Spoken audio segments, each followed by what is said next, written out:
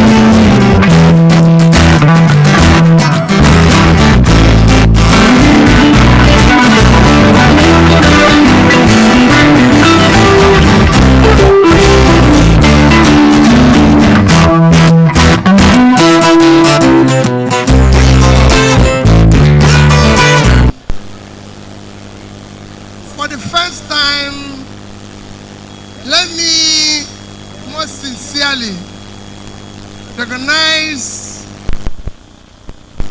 and thank the organizers of this event.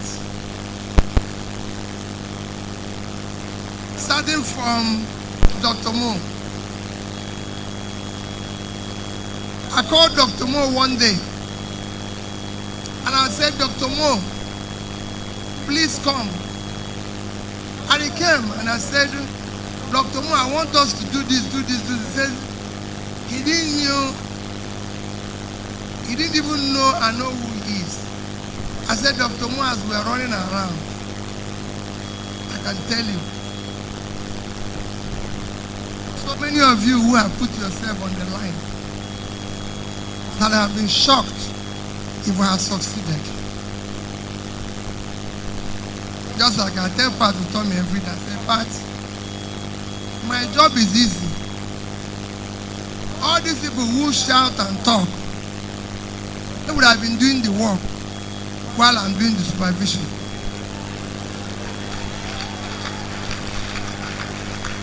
Because it's easy for them to talk. So I thank you, Dr. Mo, for organizing this. Let me apologize on behalf of my brother, that is not here.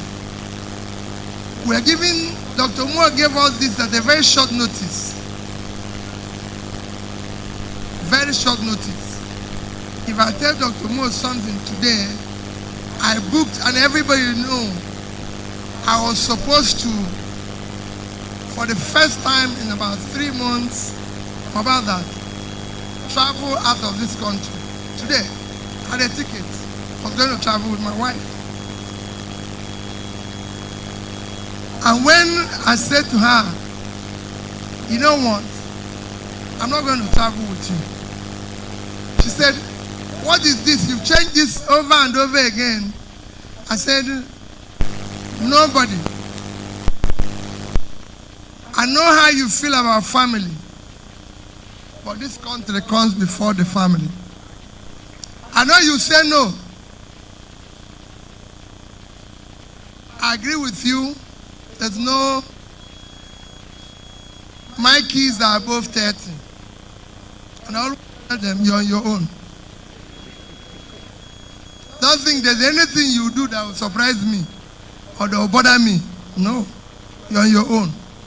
The only thing I want you is that whatever you do, be a good person. Be of good character.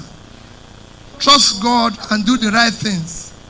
And try to help humanity wherever you find yourself. So, I'm here because Dr. Mo called me at a short notice. And I apologize on behalf of my brother because he couldn't keep it at a short notice. I recognize a senator, a woman leader, Pastor Tommy, and all those who are here. Mine is to, most sincerely, today is 1 year anniversary of our election. And it's fitting that I most sincerely thank all of you for your abiding faith in our country, for your belief in the new Nigeria. I can't thank you enough. I even thank the others who have different choices. Democracy is about choice. And I've always said it. If I come into a room where everybody loves me, I will leave. Because there's something wrong. There must be people who hate you even for the sake of you. That is what life is all about. So I respect those who have different choices. But you who believed in the right thing, I sincerely thank you. I thank you for even standing till today. Amidst all this pain and suffering, you still believe there will be a Nigeria. I still believe there will be a Nigeria. I am Professor Pat went somewhere now. Somebody said, you're everywhere. I say yes. Because we have to deal with this issue. We can't just walk away. But everybody knows the pain. Like I said, I've written something here. There's pain what we are going through. Some of you might not know what, and some will know what people are going through in this country. Just yesterday,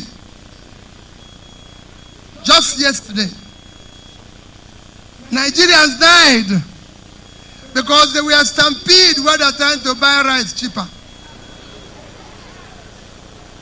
Just yesterday, people died because they queued to buy rice cheaper. They were buying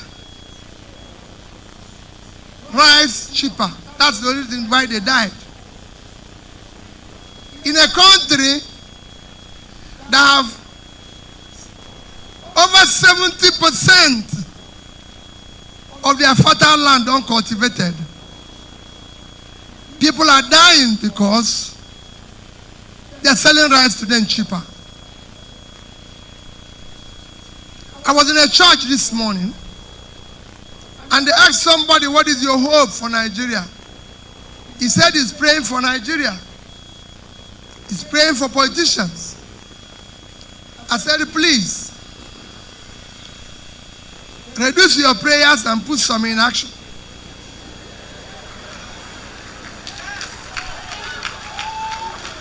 I'm a politician. I'm a politician in Nigeria. And I can tell you, please, I will tell you, reduce your prayers for us. The people you are praying for are among the most wicked people on the surface of the earth. So it is good that you reduce it and put some in action. I visited Tongu Magaji with Dr. Mo in a primary health care where they have over 50 women that are pregnant. In a primary health care, over 50 women that are pregnant. That primary health care had only one staff attending to. I said over 50 is pregnant. There's other ones that are not pregnant. There were over 100 women in that place. Only one staff. And I said, Madam, I want to see all the facilities there. Got a roof that's gone off and it's raining. There was no light. It doesn't have a light. And I went into the delivery room. There was no toilet.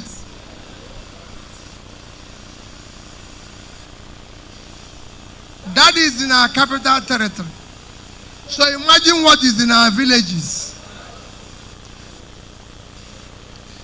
And I asked Dr. Mo, how many primary health care is there in FCT? It says to me, there are about 258. So about 250. And I said to him, Dr. Mo, we must dismantle this criminality. We are going to use 15 billion.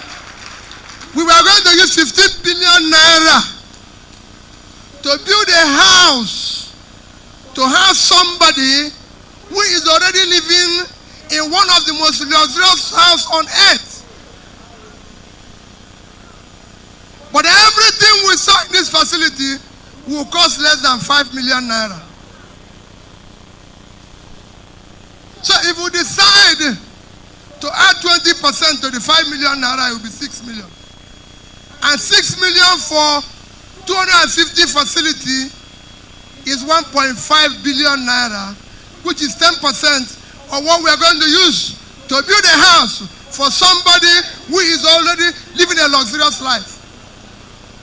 We'll dismantle this criminality. It is a very uncaring thing. Very, very uncaring. Today, the world is competing only on one thing: education. If you compare us with every other nation that is doing well, the only reason why they are doing better is education. It is shown in every study that the more educated you are,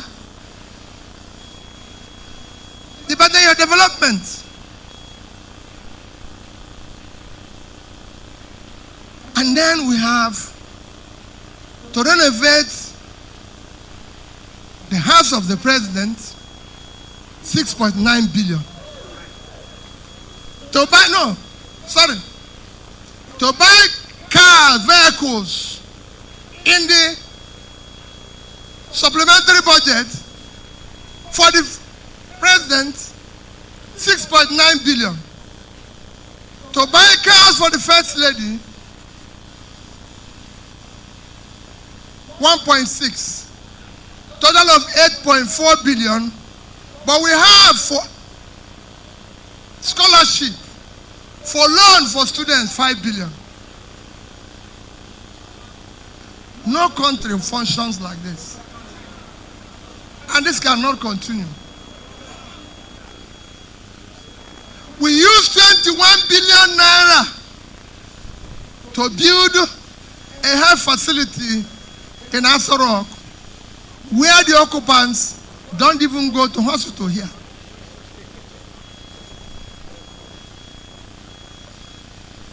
And our budget for a national hospital, which is our number one, is 2.8 billion capital vote. So it's not even up to 10% of what we are using. Tell me, I have served as a governor, and anybody can go and check and ask the people there. When they said they have a clinic in the lodge, and I said, you can't have it here. Go to the general hospital. If governor is sick, they carry him there. There's no reason why president of Nigeria cannot be treated in the national hospital.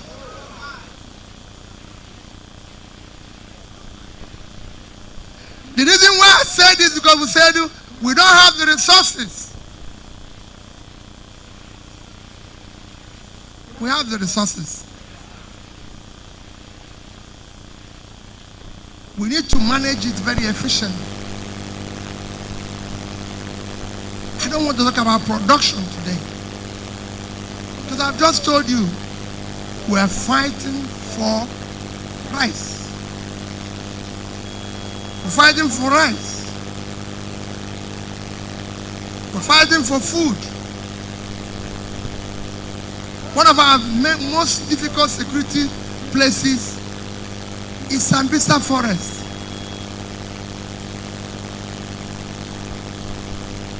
If you have traveled to anywhere in Africa, Egypt, Morocco, for part to tell me then that travels, as you travel from one city to the other, your left and your right, all you see is farm. Sambisa Forest is 660,000 square kilometers.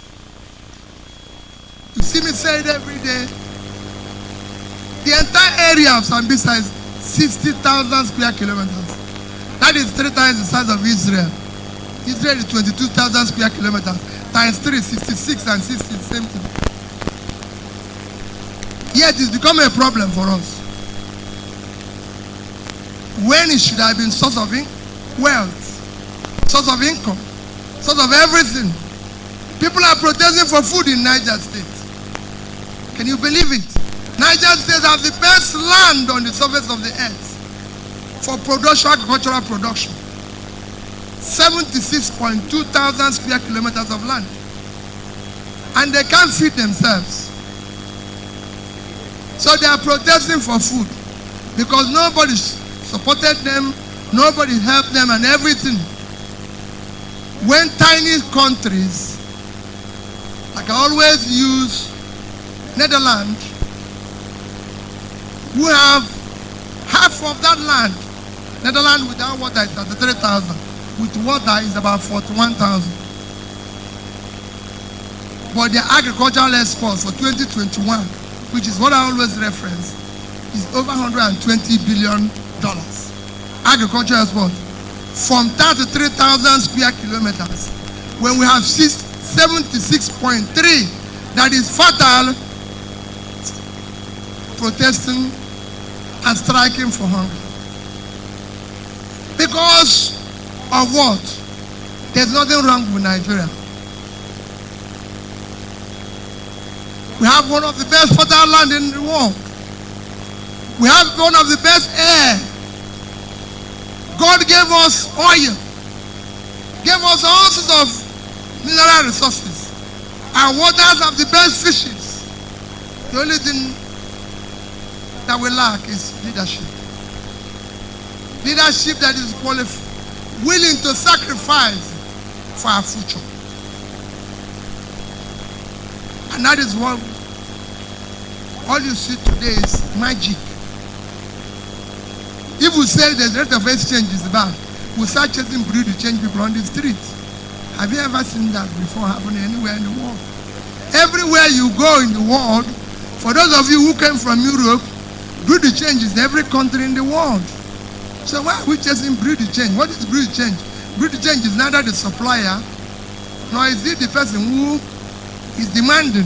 He's just the market provider for those who willing seller and willing buyer. He has committed offense. But everybody knows that the only way you can show up your currency is by a simple thing, productivity. The more you produce, the more you deal with issue of stability of your currency. But what is even shocking, they are chasing breed to change people. People are even selling naira. They are not chasing them. They are chasing only people who are selling dollar. But naira is being sold everywhere. And we can go on and on. It's still our country. We have no other country except this one. And we will deal with it. We're not going to run away from it. We're going to stay here. Let me assure you people, I know your pain, I know your difficulty. People have gone through this pain. We're all going to be in it together. We're not going to go away. People have said, a woman that have said is doing it for his children. People have said they gave the young people hope. It is our country. I've said repeatedly, I'm not a saint, but I'm not a criminal.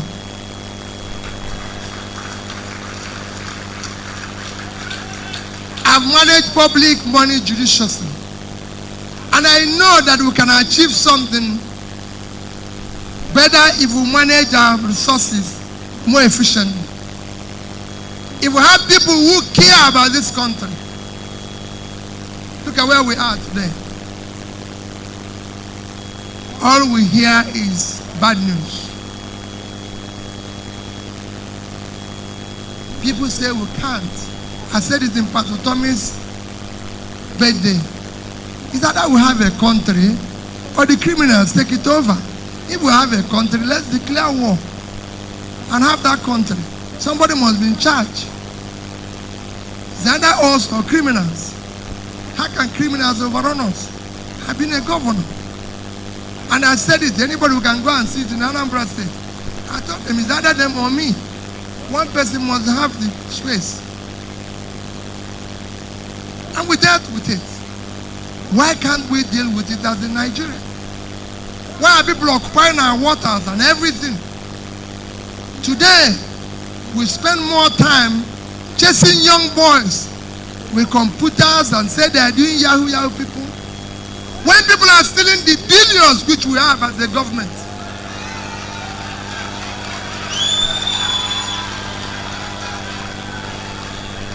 Why are we wasting our time? Why are we doing that? Why are we chasing young men all over the place? I can assure you that all the money that Yahoo people have stolen in 1 year, is not up to the amount of money that has been stolen in government in 1 day.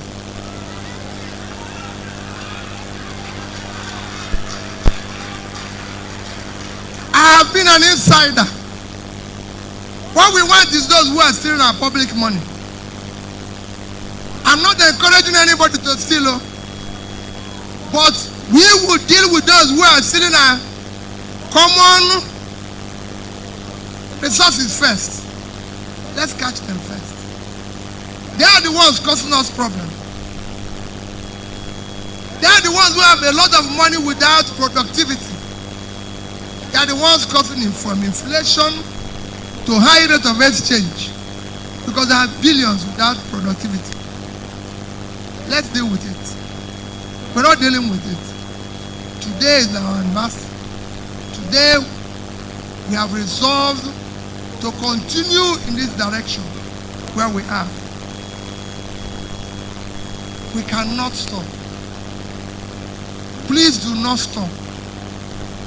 Do not say, it is all about me. I'm not desperate to be president of Nigeria. I'm desperate to see Nigeria work.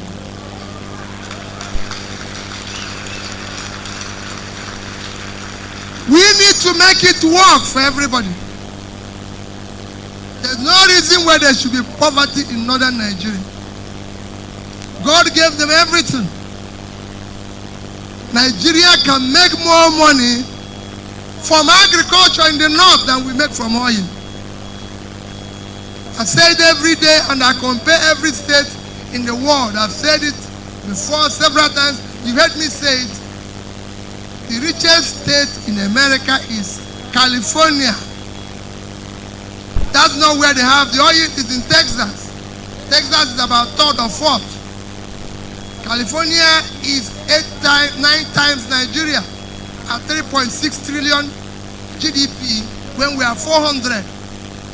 It is agriculture and knowledge before oil. We have 70% of our fertile land in the north all cultivated. The north is the engine we can use to turn around Nigeria. We need to invest in the north. There's no reason why people in Boronu, there's no reason why people in Kebbi, people in Niger, people in Kogi, people in Benue. They have no reason to be involved with hunger. Because they have all it takes to feed nations all over the world. Nigeria has the best yam, but the biggest yam exporting country is Ghana. Now they say we should go and import food. Import from where? Is it Ghana who have no yam? What do we eat? The only thing that is available outside is the rice. Are we going to invest? Nigeria is supposed to be the highest producer of cassava, but we are not the greatest exporter. Are we going to buy it from people who come and buy here and export? Now they said that our problem is to close the border so that food will not go out.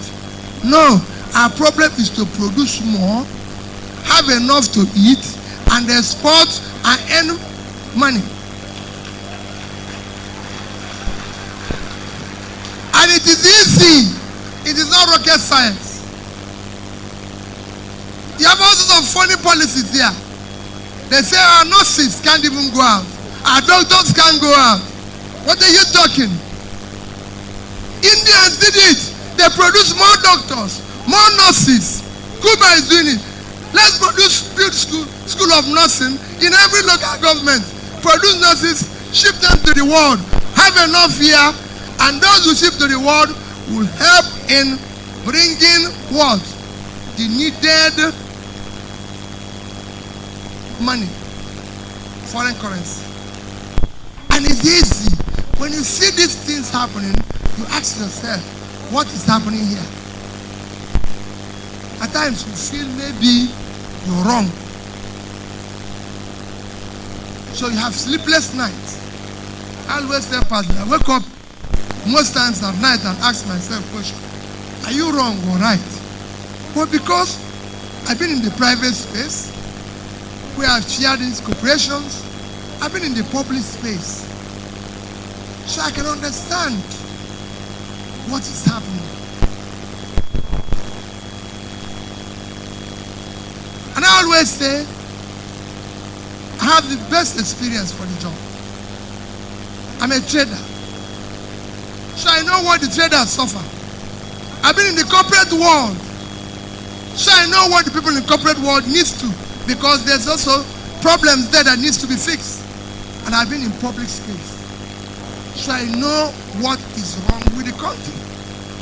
And we can fix it. There's nothing in it. Countries after countries have generated power. Simple power. Power is sophisticated in Nigeria. A company like Egypt, from 2015 to 2021, moved their power generation and distribution from under 20,000 megawatts to about 50,000. Today, Egypt is exporting power to Europe. Nigeria is still quarreling with all sorts of things.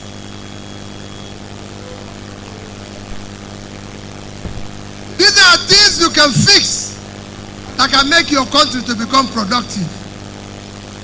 Today we are saddled with people telling us it is about revenue. We don't have enough revenue. How can you have enough revenue where 80% of your people are poor? Revenue is a function of productivity. The more you produce, the more revenue you make. Can you go to market and without anything to sell and people will pay you? You have to have something to sell. It's only in Nigeria people want to go to market without anything to sell and come back with money. We cannot continue in that direction. My dear people, today is the day of thank you. I thank you, the obedience. I thank you, those who supported us. I thank you most sincerely from the bottom of my heart and on behalf of those who have worked hard. That's what Prof. Everybody is here to thank you. We remain sincerely grateful. People might tell you, oh, he has not come to see me, he has not seen me here, he has not done this. Please, wherever you are, if we have not seen you, know that I'm kneeling down and saying to you, thank you. You were great. You are great. You are one of those social things that happen to humanity. We will soon embark on tour to say thank you to people and to urge them to understand that we've not reached the end. It is not beginning of the ending. It is ending of the beginning. We've just begun. We will be there. And don't think that if anything, I always say to people who are private to me, don't think that if anything happens to Peter Obi, no, it's not about Peter Obi. It's about all of us. So if they think they are going to take one person away, the rest will continue. In fact, they will have motivated them to continue. Because we must continue until we dismantle the criminality called Nigeria.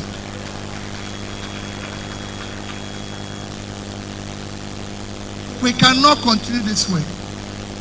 People who genuinely want to do business are suffering. People who genuinely want to do good things are suffering. When people who are selling, when thieves are living in affluence, it cannot be. Nigerians are dying buying rice because they say rice is cheaper. So they now went to buy rice and there was stampede and Nigerians died. I cried over it. Buying rice. They were not trying to struggle for gold. It was rice. Nigerians can't get fuel. Nigerians can. Everything is scarce here. Even what God gave them is scarce. They can't travel by road. Nigerians are paid 30, if you're lucky to get a job, 30,000.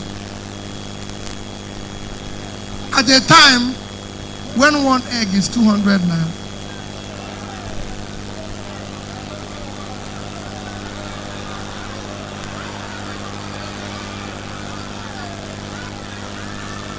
At the time pure water is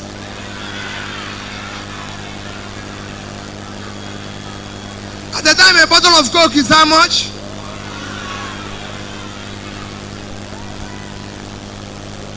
Tell me. And bread is how much?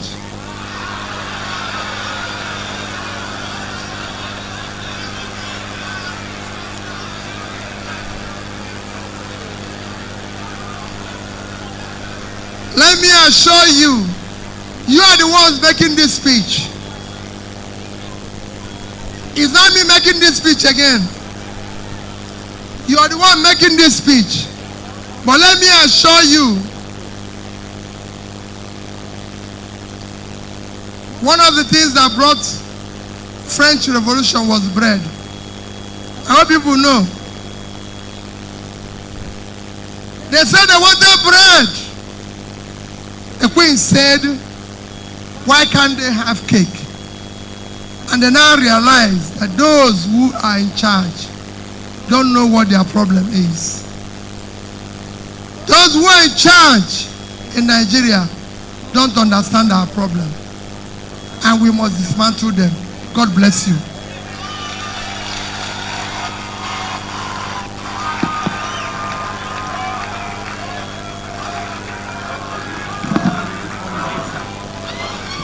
ASA3G leadership, come quickly. Just come.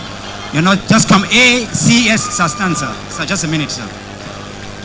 Dr. Charles and ASA3G, please do not come up yet. Just hold on. We're done. We're done.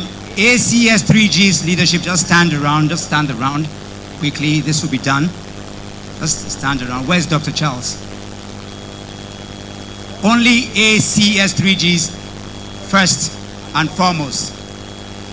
First, ACS3G,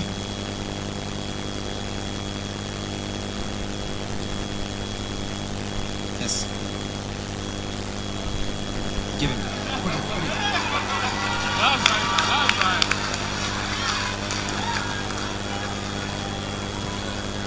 Thank you.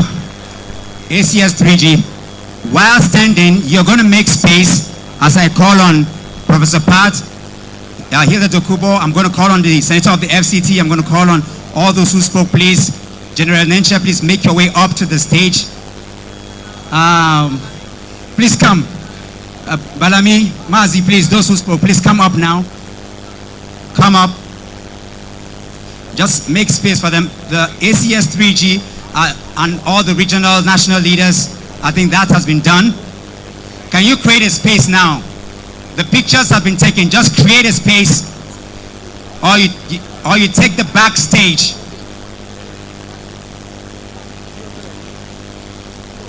Okay.